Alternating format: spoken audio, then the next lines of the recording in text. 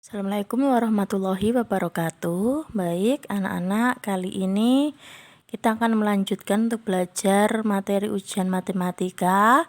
Kali ini kita akan melanjutkan untuk indikator 46 dan 47. Menentukan banyaknya sumbu simetri pada salah satu bangun datar. Nah, sekarang kita akan mempelajari tentang sumbu simetri. Nah, simetri itu nanti sebenarnya ada dua, yaitu simetri lipat dan simetri putar ya. Tetapi kali ini Bu Septi akan menyampaikan untuk yang simetri lipat saja. Simetri putar besok kalau sudah latihan soal baru Bu Septi sampaikan ya. Nah, sekarang yang simetri lipat dulu. Nah, apa yang dimaksud dengan simetri lipat? Simetri lipat adalah jumlah lipatan yang dapat dibentuk oleh suatu bangun datar menjadi dua bagian sama besar ya. Contohnya di sini, nah ada bangun persegi ya. Nah, ini di sini sudah ada kertas yang bentuknya persegi. Nah, kertas ini bisa dilipat berapa kali ya supaya membentuk dua bagian yang sama besar ya. Coba kita lipat di sini kertasnya, kita lipat ke atas ya. Coba kita lipat ke atas. Nah, apakah bagian yang satu ini, bagian yang depan menutup yang bagian kedua, apakah ini sama besar bagiannya? Ya sama ya, jadi yang ini atas dan yang bawah sama ya. Nah sama, jadi ini lipatan pertama. Nah nanti garisnya ini tadi pas lipatannya ini adalah namanya sumbu simetrinya. Ini baru satu kali melipat ya, seperti ini sudah bisa kita buka. Nah apakah bisa kita lipat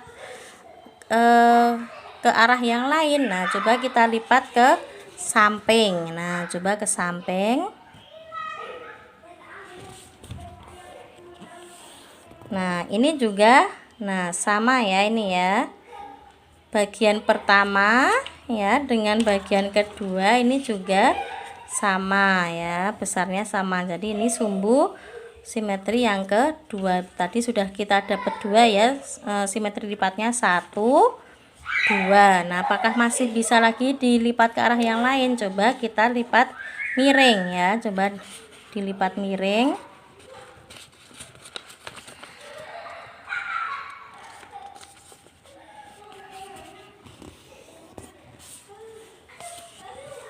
Nah apakah sama besar antara yang depan dengan yang belakang? Nah sama ya, depan dan belakang sama. Nah berarti bisa, kita sudah dapat 3 ya, kita buka ya, sudah dapat 3, 1, 2, 3. Nah apakah masih bisa lagi? Nah coba kalau sekarang miringnya seperti ini, tadi miringnya ke sana, sekarang coba miringnya ke sini.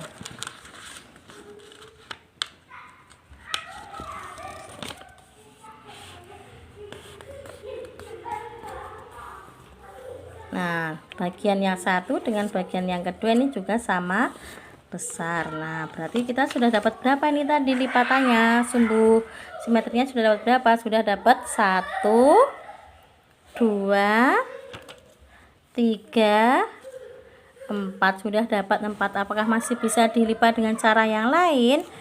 Nah misalnya kalau kita lipat seperti ini, apakah misalnya agak miring seperti ini. Nah kalau seperti ini apakah ini membentuk simetri lipat? Tidak ya. Kenapa? Karena ini bagian depan ini kan tidak menutup yang bagian ini ya, ini kan bagian yang kedua terlihat ini, berarti kalau ini namanya bukan simetri lipat. Kalau simetri lipat berarti yang bagian depan ini harus menutup bagian yang belakang ya, besarnya harus sama, bentuknya harus sama depan dan belakang. Berarti kalau ini nggak bisa. Jadi hanya ada berapa ya, ada 1, 2, 3, 4 ya. Jadi untuk persegi berarti simetri lipatnya ada 4 ya ini.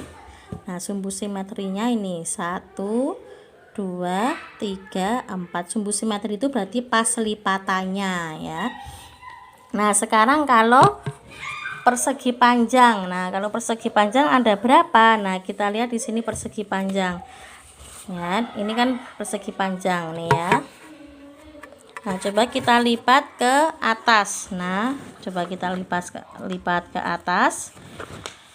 Nah, ini yang depan, ini yang belakang, sama ya. Nah, berarti kita sudah dapat 1. Nah, sekarang coba kita lipat ke samping.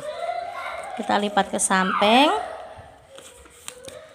Nah, ini juga, nah ini depan, ini belakang, ini juga sama. Berarti kita sudah dapat 2, 1, 2. Nah, sekarang kalau miring seperti tadi, apakah bisa ini miring? Apakah miring bisa?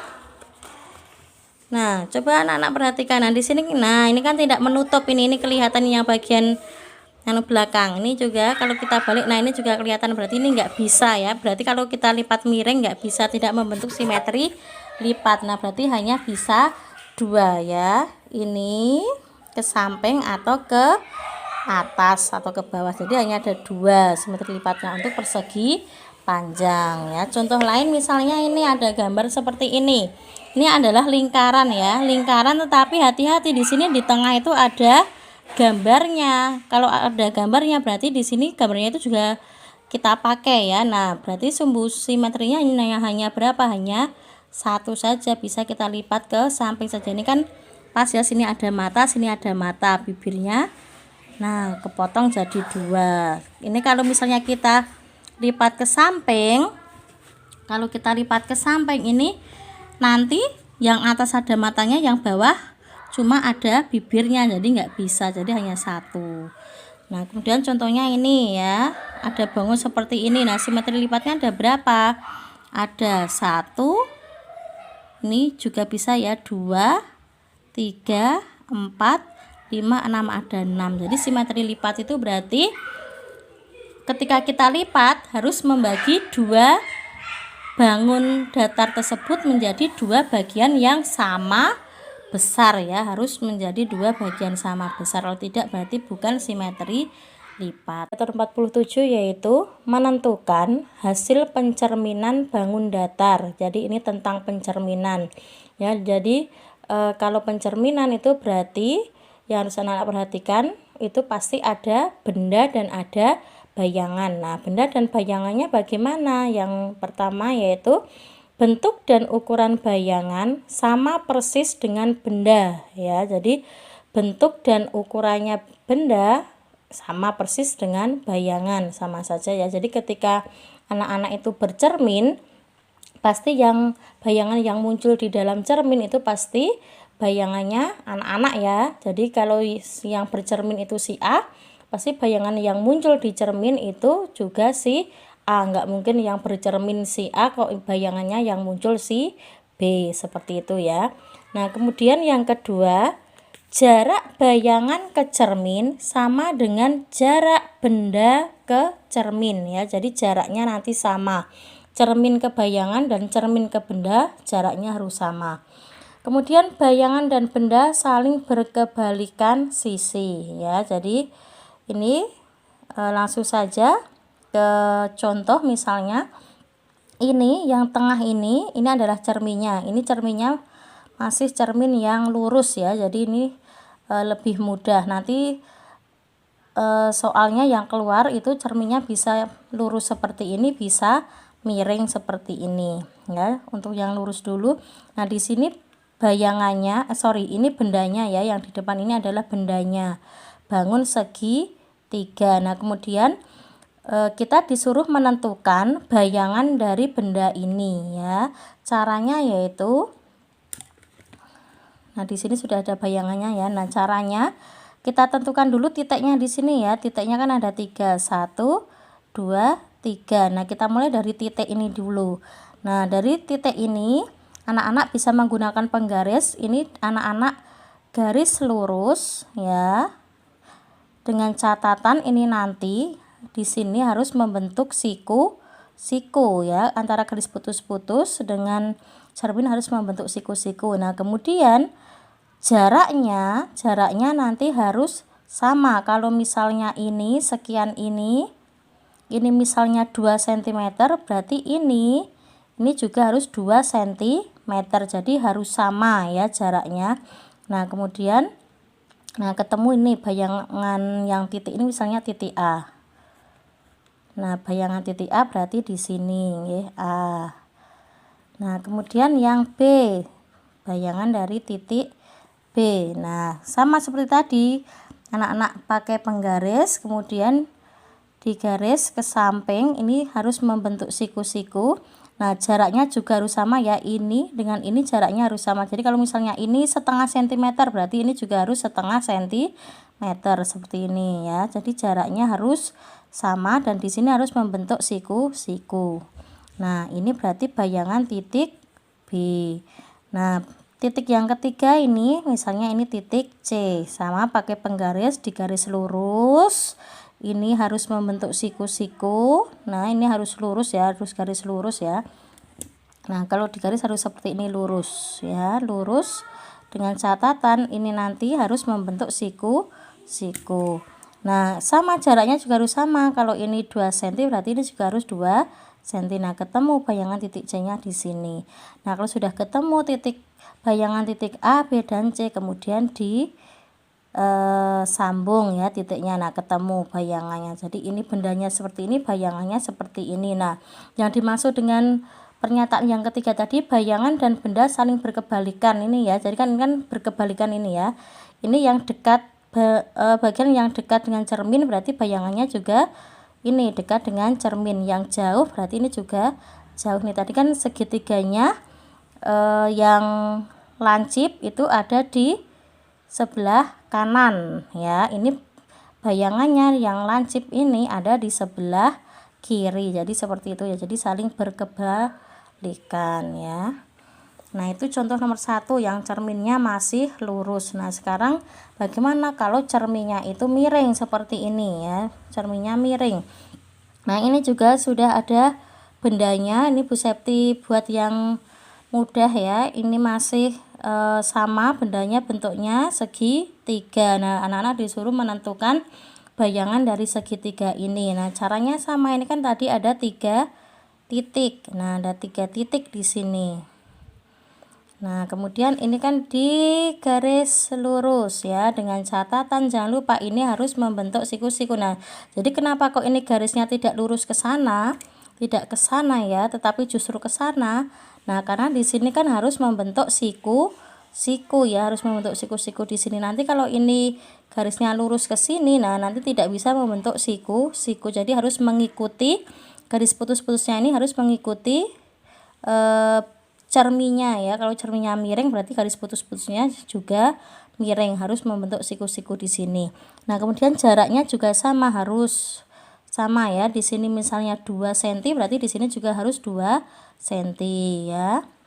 Nah, sama seperti ini juga titik kedua sama di garis miring, jaraknya harus sama. Yang ketiga juga. Nah, seperti ini ya. Jadi ini bendanya, bayangannya jadi seperti ini. Bukan benda di sini, bayangannya di sini. Tidak ya. Tidak seperti ini tadi, tidak di sini tapi agak di atas karena di sini cerminnya miring ya. Anak-anak juga supaya mudah bisa saja ini bukunya anak-anak digeser. Nah, jadi seperti ini kan bisa. Nah, sekarang kan jadi seolah-olah ini cerminnya lurus ya, seolah-olah cerminnya lurus ya, seperti itu. Nah, untuk contoh yang lainnya, nah misalnya seperti ini. Besok kan ini bentuknya pilihan ganda ya. Pencerminan yang benar ditunjukkan oleh, nah jadi besok bentuk soalnya lebih ke seperti ini. Ada pilihan A, B, C, D, kemudian anak-anak disuruh memilih mana benda dan bayangan yang tepat ya. Yang betul yang mana, A, B, C, atau D. Kalau kita lihat sekilas ini kan hampir sama semua ya. Ini yang membuat sulit. Nah, di sini yang tepat adalah yang A. Kenapa? Nah, di sini sudah ada pembahasannya. Yang B kenapa salah? Nah, yang B yang salah yang letaknya ini. Yang salah ini. Nah, ini kan hampir sama ya. Jadi harus teliti nih. Hampir sama. Ini itu kan harusnya ini bayangannya yang sebelah sini ya. Ya, harusnya yang ini bayangannya ini, bukan, padahal kan harus kalau yang ini jauh dari cermin berarti kan ini juga harus yang jauh dari cermin ya. Jadi ini yang B salah. Yang C ini juga, ini yang bagian ini itu kan harusnya yang ini ya, padahal ini bendanya ini yang bentuknya segitiga seperti ini kan yang dekat dengan cermin, berarti bayangannya juga seharusnya yang dekat dengan cermin ya. Pokoknya kalau yang dekat, jauh, seperti itu. Kemudian yang D, nah yang salah ini. Nah, harus teliti ya ini ya. Harus teliti. Jadi kalau bagian ini, nah bagian yang ini segitiganya itu kan dekat dengan cermin, berarti bayangannya juga harus yang dekat dengan cermin. Yang segitiga kecil ini kan yang jauh dari cermin, berarti bayangannya juga yang jauh dari cermin, seperti itu ya. Jadi yang bagian benda yang dekat dengan cermin bayangannya juga dekat dengan cermin.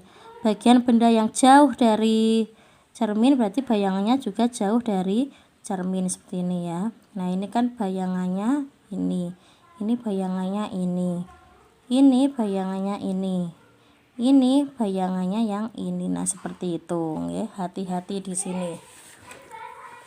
Ini hanya butuh ketelitian ya, tidak perlu ngitung, jadi benar-benar yang teliti mengerjakannya. Nah itu tadi penjelasan untuk indikator 46 dan 47. Sekian dari Bu Septi. Wassalamualaikum warahmatullahi wabarakatuh.